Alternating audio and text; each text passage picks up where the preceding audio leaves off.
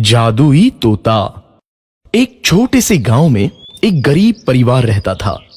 उस परिवार में रामू और उसकी बीवी सीता उसके बेटे चिंटू के साथ रहते थे।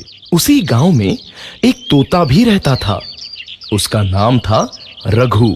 वो किस्मत का धनी था। जहां भी जाता वहां किसी भी चीज की कमी नहीं पड़ती थी।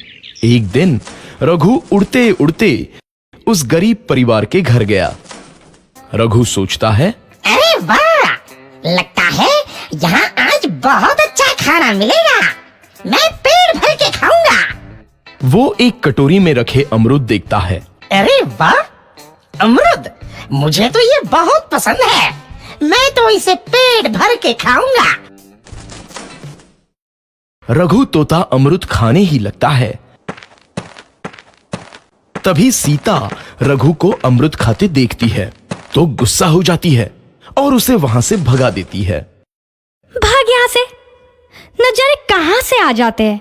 मैं तो परेशान हो गई हूं इनसे। सीता के भगाने के बाद रघु चुपचाप से एक कोने में रहता है। धीरे धीरे उस परिवार की बरकत होने लगती है। एक दिन रामू और सीता खाना खाते वक्त बातें करते हैं। आजकल हमारी बहुत तरक्की हो रही है, काम भी अच्छा चल रहा है। रामू कहता है। इस पर सीता कहती है, सच कहा, भगवान हमेशा ऐसे ही हम पर मेहरबान रहे।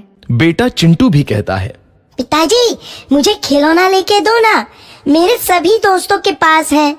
रामू कहता है, ठीक है, जरूर लाऊंगा।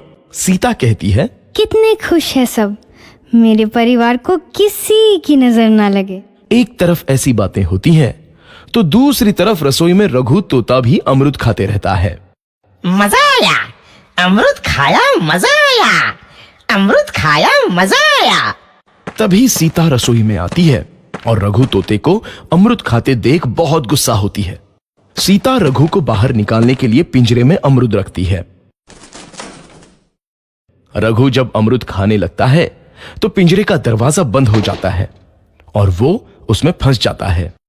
मुझे बाहर निकालो, मैं यहाँ फंस गया हूँ, मुझे बचाओ। अगले दिन सीता पिंजरा उठाकर बाहर दूर उस रघु को छोड़ देती है। रघु के जाते ही उनके घर आई बरकत धीरे धीरे कम हो जाती है। उन्हें बहुत घाटा होता है।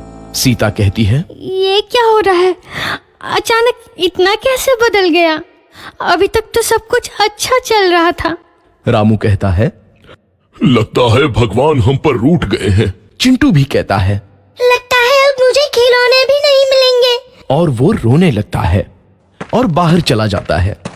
कुछ दिन बाद रघु तोता फिर से उस घर में आता है।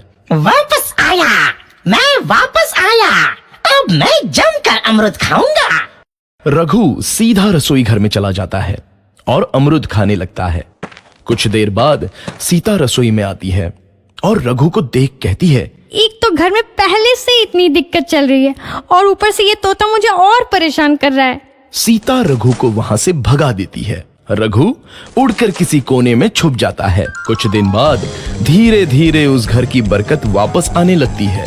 काम भी अच्छे से चलने लगता है। एक रात जब रघु तोता अमरूद खाने जाता है तो पिंजरे में फंस जाता है। ये लोग आखिर चाहते क्या हैं? एक तोते को शांति से अमरूद खाने क्यों नहीं देते? मैं कौन सा चोरी कर रहा हूँ? बस अमरूद ही तो खा रहा हूँ। तभी रामू वहां आता है और पिंजरे में रघु तोते को देख उसे बाहर छोड़ देता है। ये तोता भी कितना जिद्दी है, बार बार वापस आ जाता है। जैसे ही रामू रघु को छोड़ देता है, अगले दिन से फिर से उनके घर की बरकत जाने लगती है। काम में घाटा होता है।